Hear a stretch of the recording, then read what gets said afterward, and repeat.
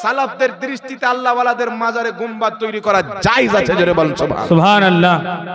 উঠান তাফসিরে রুহুল বয়ান, উঠান ফাতাওয়া শামী, উঠান বাদায়ে উসসানায়ে, প্রত্যেক কিতাবের মধ্যে লেখা আছে আল্লাহর নেক বান্দাদের কবরের উপরে গুম্বাদ তৈরি করা আমরুন জায়েজুন, এই কাজটা হচ্ছে জায়েজ, জোরে বলুন সুবহানাল্লাহ। আর ওয়াহাবি ইহুদি খ্রিস্টান কার ফতোয়া নিল? ইসরাইলের ফতোয়া। কি ফতোয়া?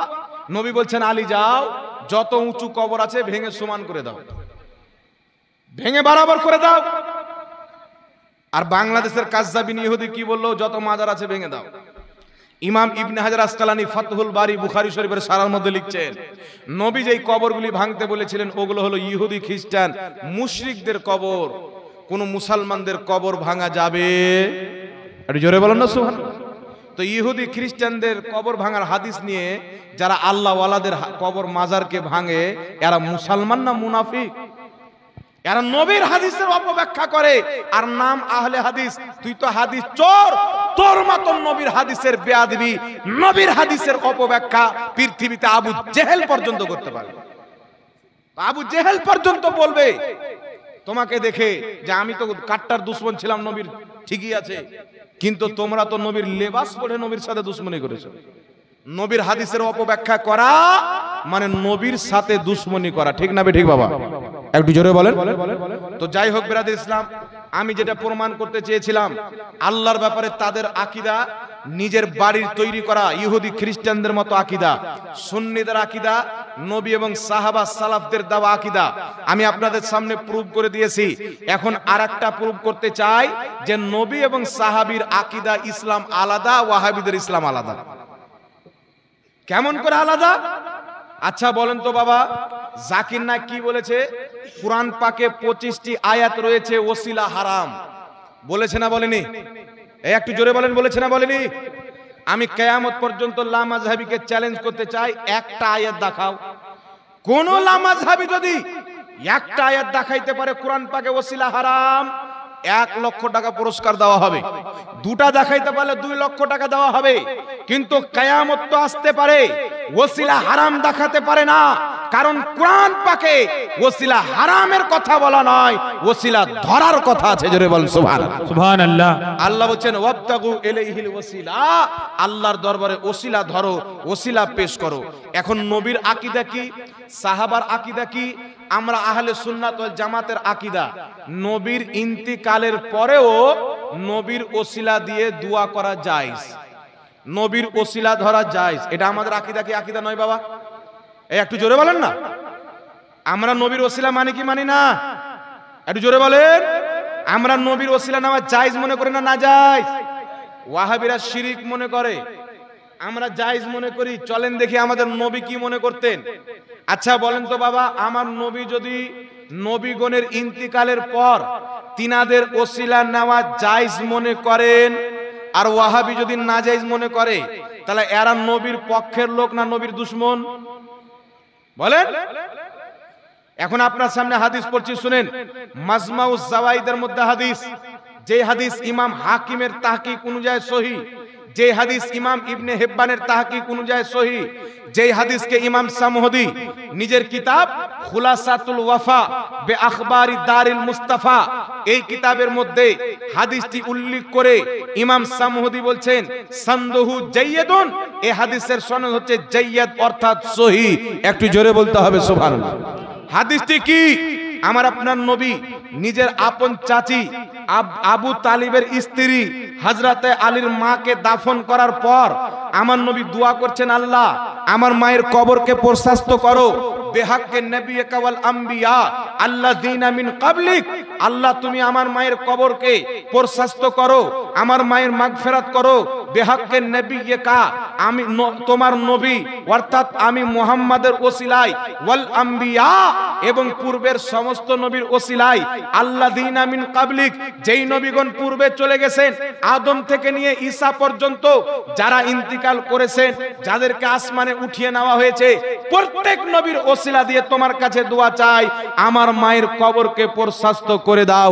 একটু জোরে বলতে হবে সুবহানাল্লাহ। এই মুসলমান বলো, দিন কার কাছ থেকে নেবেন, আকীদা কার কাছ থেকে নেবেন, ইসলাম কার কাছ থেকে নেবেন? আমার নবী মুস্তাফা আদমের ইন্তিকালের পর আদমের ওসিলা দিয়ে দোয়া করছেন, ইব্রাহিমের ইন্তিকালের পর ইব্রাহিম নবীর ওসিলা দিয়ে দোয়া করছেন, মুসা নবীর ইন্তিকালের পর মুসা নবীর ওসিলা দিয়ে দোয়া করছেন, দাউদ নবীর ইন্তিকালের পর দাউদ নবীর ওসিলা দিয়ে দোয়া করছেন। যত নবী তিনার পূর্বে ইন্তিকাল করেছেন প্রত্যেক নবীর ওসিলা দিয়ে আমার নবী দোয়া করেছেন। এখন আপনাকে বলতে চাই, আমার আপনার নবী নবীগণের ইন্তিকালের পর তাদের ওসিলা দিয়ে দোয়া করেছেন, তো আমাদের নবীর ইন্তিকালের পর আমার নবীর ওসিলা দিয়ে দোয়া করা জায়েজ না নাজায়েজ?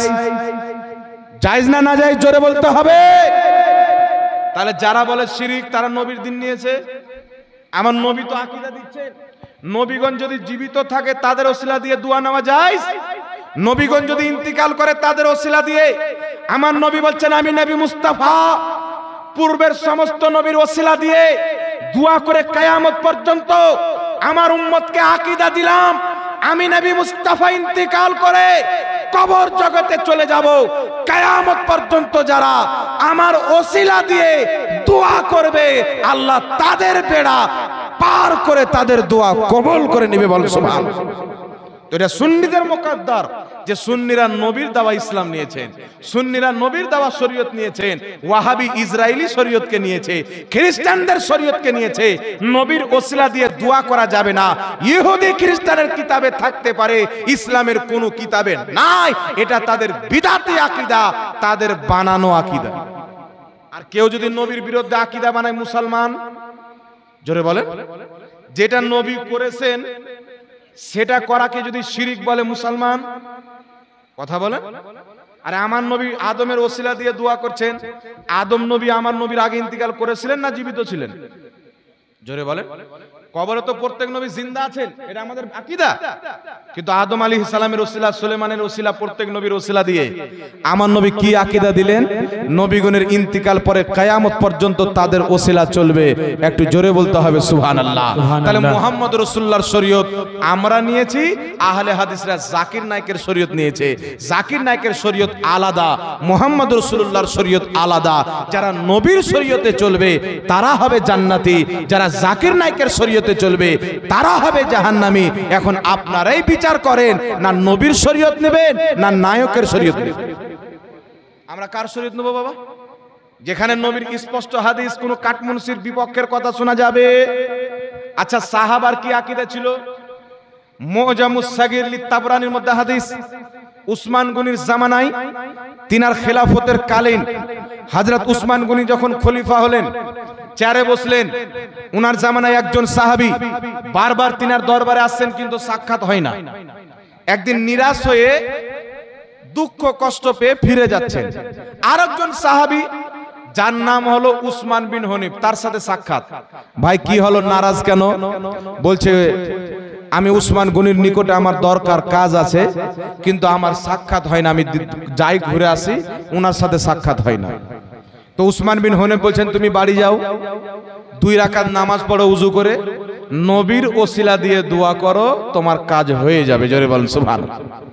ইমাম তাবরানী বলছেন হাযা হাদিসুন সহিহুন, এই হাদিসটি সহিহ।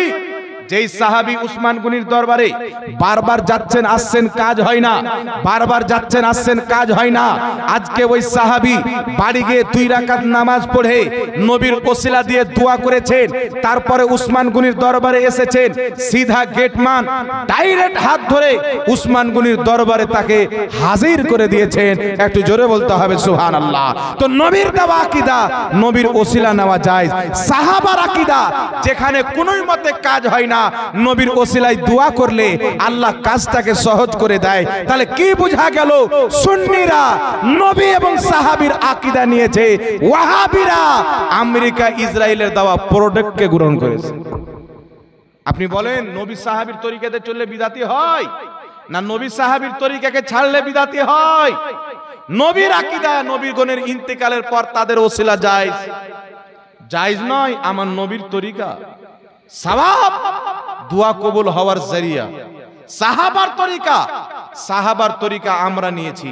নবীর তরিকা আমরা নিয়েছি, তোমাদেরকে খ্রিস্টানের তরিকা মুবারক, আমাদেরকে মুহাম্মদ রাসূলুল্লাহর তরিকা মুবারক। একটু জোরে বলতে হবে সুবহানাল্লাহ। সুবহানাল্লাহ। একটু হাত তুলে বলুন তো ইয়া রাসূলুল্লাহ, ইয়া রাসূলুল্লাহ।